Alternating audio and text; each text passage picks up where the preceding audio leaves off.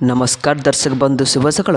आज ହେଉଛି जून मास 1 तारिख सोमवार। चलतु नजर पकड़ा आज दिन राज्य और देश विदेशर 20टी गुरुत्वपूर्ण खबर पर। ता पूर्व जदि आप चैनल नुआकुरी अच्छा तेज भिडियोटी को गोटे लाइक और शेयर करने सह चैनल को सब्सक्राइब कर आपड़ क्यों जिलूर भिडियोटी देखुं जनातु। आज प्रथम खबर नवरंगपुर में सुभद्रार बाद पड़े 10,729 हिताधिकारी। नुआ सरकार आसवा पर महिला को सशक्त करने आरंभ होती सुभद्रा योजना। वर्षक 5,000 लेखाएं 2टी किस्ती सरकार आसवा 2 वर्ष हो चतुर्थ किस्ती वितरण सरी। चतुर्थ किस्ती जिले में 10,729 जन हिताधिकारी को बाद दि जाएगी। जिले में चतुर्थ पर्यायर 3,42,226 आवेदन पत्र आसीथिबा केवासी अपडेट 3,31,225 जनकर होता।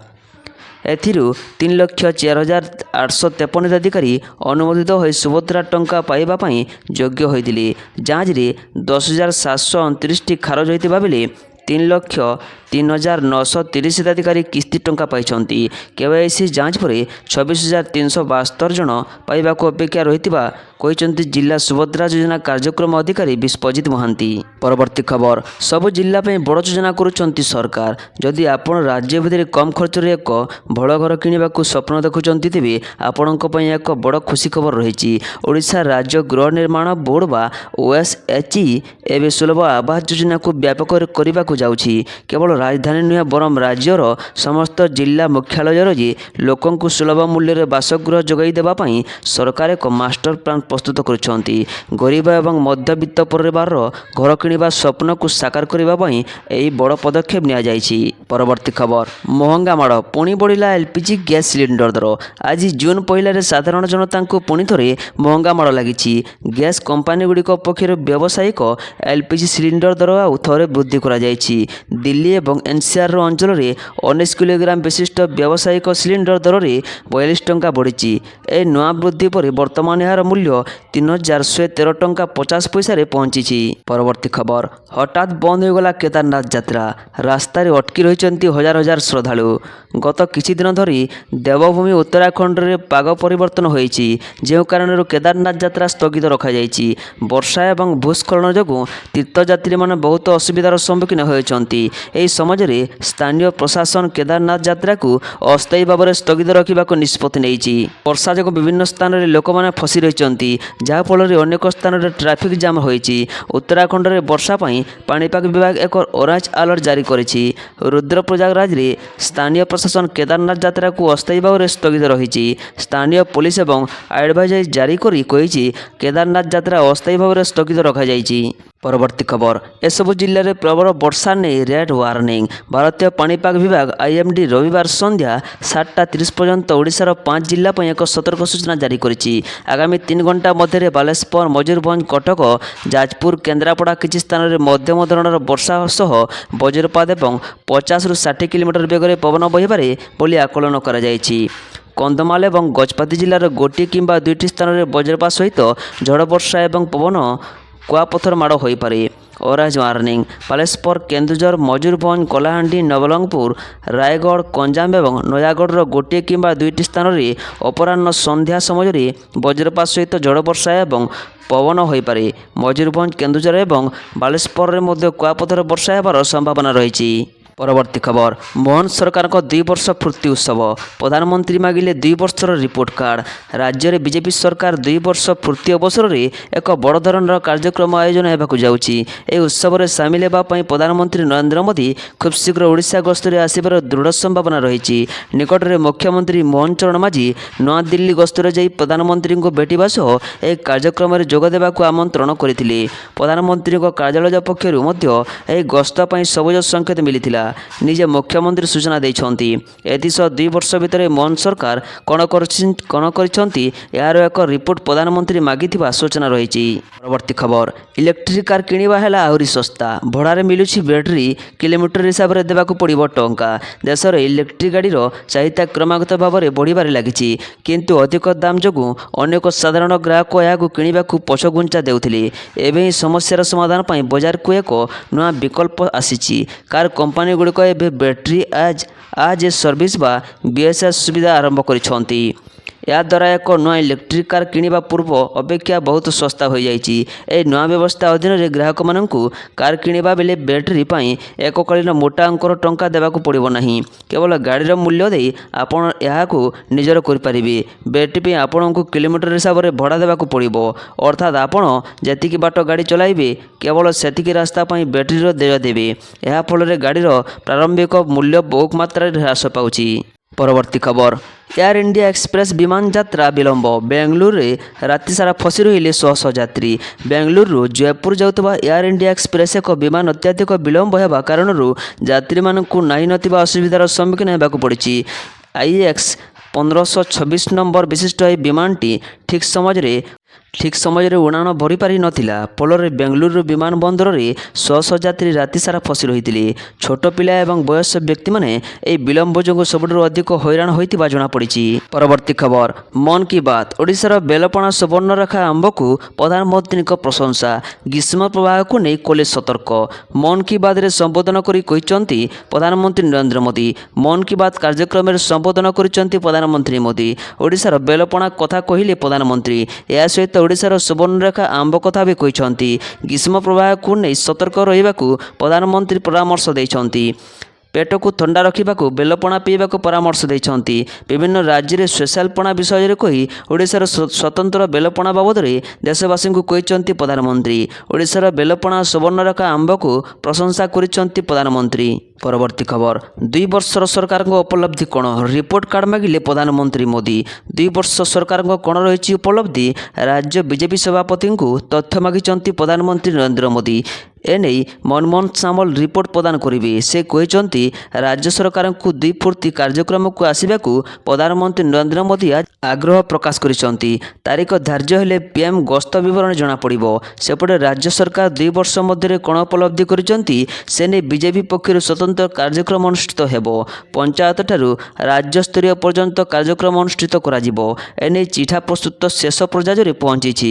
ଖୁବ୍ ଶୀଘ୍ର କାର୍ଯ୍ୟକ୍ରମ ଘୋଷଣା ହେବ ବୋଲି ମନମୋହନ ସାମଲ କହିଛନ୍ତି। ପରବର୍ତ୍ତୀ ଖବର, କମାରସାଳରେ ଗୟଲ କଣ୍ଟା ତିଆରି। ଗୟଲ ଓ ଚେସିସ୍ କଣ୍ଟା ତିଆରି ଶେଷ। ଦଣ୍ଡା ଫ୍ରେମ୍ ଖୋଳା ଚାଲିଛି। ବିଶ୍ୱ ପ୍ରସିଦ୍ଧ ରଥଯାତ୍ରା ପାଇଁ ଚଳଚଞ୍ଚଳ ରଥ ଖୋଳା। ମହାପ୍ରଭୁଙ୍କ 3 ରଥର ନିର୍ମାଣ କାର୍ଯ୍ୟ ଜୋରସୋରରେ ଆଗେଇ ଚାଲିଛି। ରଥ ନିର୍ମାଣକୁ ଚାହିଁ ଚାଲି ଓ ସାଲରେ ସମାନ ନଜର ରହି କାମ ଆଗାଉଛି। ବଡ଼ଦାଣ୍ଡରେ 3 ରଥର ଦଣ୍ଡା ଫ୍ରେମ୍ ପ୍ରସ୍ତୁତ ପରେ ଶନିବାର ନବରିଂ କରାଯାଇ ଖୋଳା ଆରମ୍ଭ ହୋଇଛି। ସମସ୍ତ ଅଂଶକୁ ମାପଚୁପ ହୋଇ ଦାଗ ଦେବା ପରେ ବର୍ତ୍ତମାନ କଳସା ଚାଲିଛି। ପରବର୍ତ୍ତୀ ଖବର, ଶ୍ରୀମନ୍ଦିର ପ୍ରଶାସନର ରଥଯାତ୍ରା ପ୍ରସ୍ତୁତି।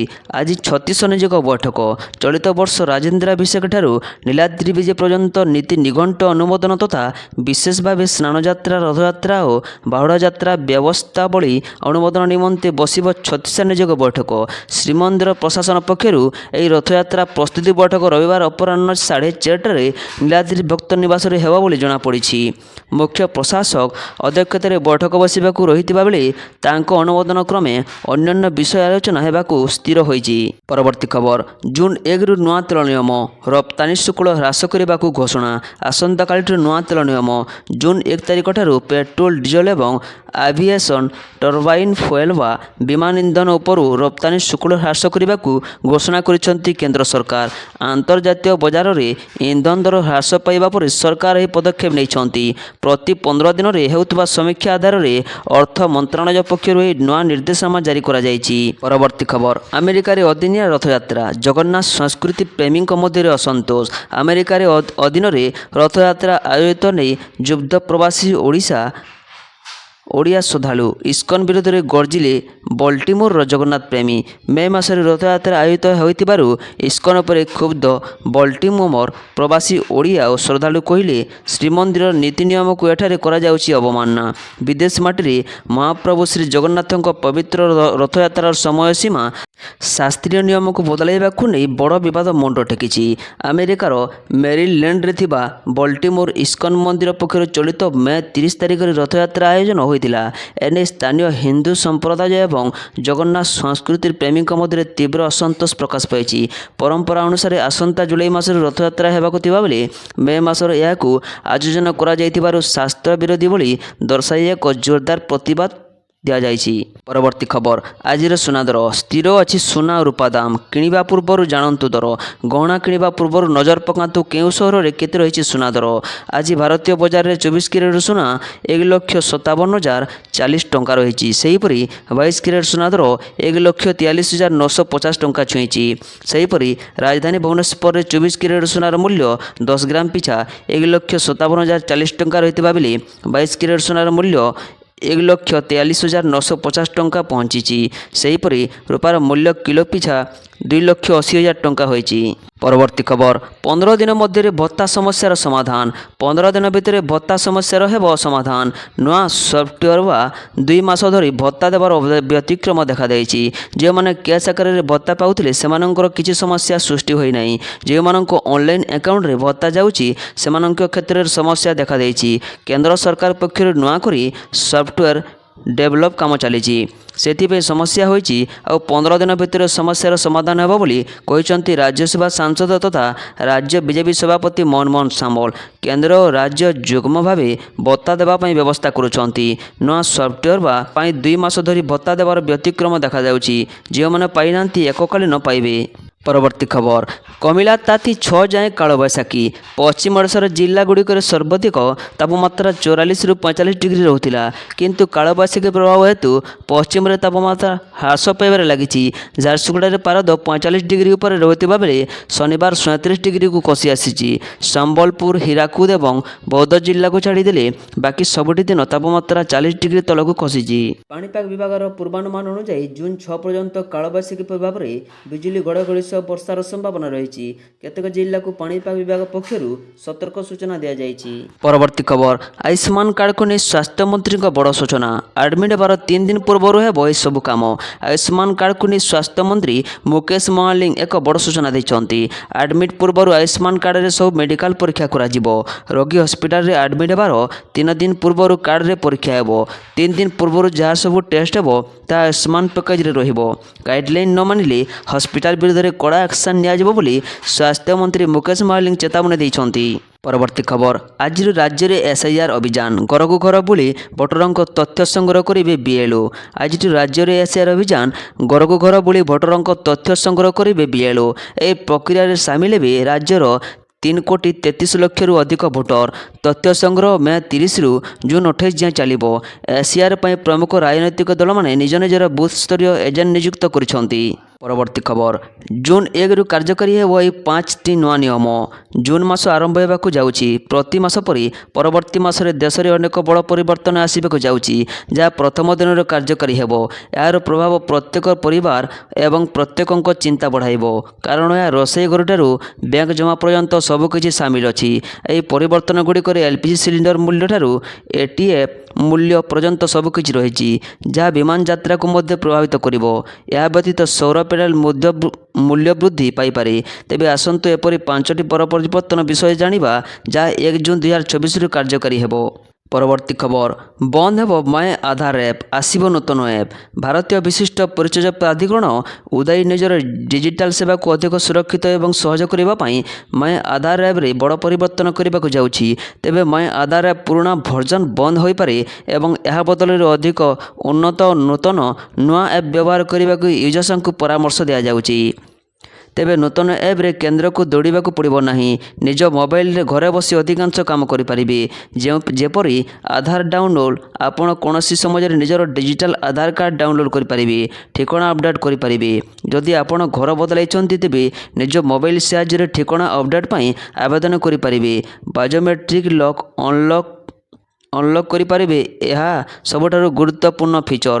ଆପଣ ନିଜର ଫିଙ୍ଗରପ୍ରିଣ୍ଟକୁ ଲକ୍ କରିପାରିବେ ଯାହାଫଳରେ ଆପଣଙ୍କ ବିନା ଅନୁମତିରେ କେହି ବି ଆଧାର ବ୍ୟବହାର କରିପାରିବେ ନାହିଁ।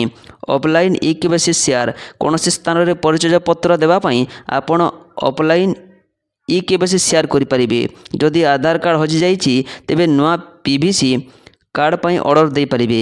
ପରବର୍ତ୍ତୀ ଖବର ଓଟିଟି 2024 ପରୀକ୍ଷା ତାରିଖରେ ପରିବର୍ତ୍ତନ। ମାଧ୍ୟମିକ ଶିକ୍ଷା ବୋର୍ଡ BSc ଓଡ଼ିଶା ଶିକ୍ଷକ ଯୋଗ୍ୟତା ପରୀକ୍ଷା OTET 2024 ପାଇଁ ତାରିଖ ପରିବର୍ତ୍ତନ କରିଛି। 21 ତାରିଖରେ ହେବାକୁ ଥିବା OTET 2024 ପରୀକ୍ଷା ଜୁନ୍ 28 ତାରିଖରେ ଅନୁଷ୍ଠିତ ହେବ। ପେପର 1 ପରୀକ୍ଷା ସକାଳ 9ରୁ 11:30 ମଧ୍ୟରେ ଅନୁଷ୍ଠିତ ହେବ। ପେପର 2 ପରୀକ୍ଷା ଅପରାହ୍ନ 2ରୁ 4:30 ପର୍ଯ୍ୟନ୍ତ ଅନୁଷ୍ଠିତ ହେବ। ବୋର୍ଡ ଆହୁରି ସୂଚନା ଦେଇଛି ଯେ OTET 2024 ଆଡମିଟ୍ କାର୍ଡ ଜୁନ୍ 17 ତାରିଖରୁ BSc ୱେବସାଇଟ୍ www.bscodisha.nic.in ରେ ଉପଲବ୍ଧ ହେବ। ଏଥିପାଇଁ ମାଧ୍ୟମିକ ଶିକ୍ଷା ବୋର୍ଡ BSc ଏକ ବିଜ୍ଞପ୍ତି ପ୍ରକାଶ କରିଛି।